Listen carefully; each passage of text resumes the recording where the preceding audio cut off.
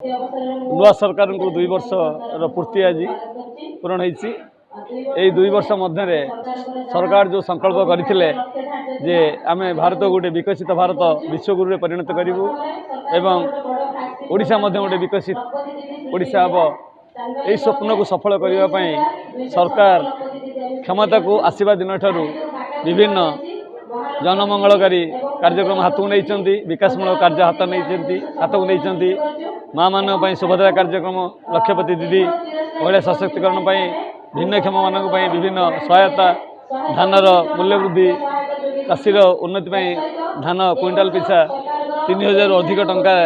खरीदी ठार आरंभ करते सब कार्यक्रम सरकार हाथ को नहीं से कार्यक्रम सफल चित्र रंगीन चित्र लोक मान पाखे पहुँचाई एवं लोक मान जो सब कार्यक्रम सरकार हाथ को नहीं से बाबद जनसाधारण मानक सचेतनता करने आउटरीच प्रोग्राम आयोजन कर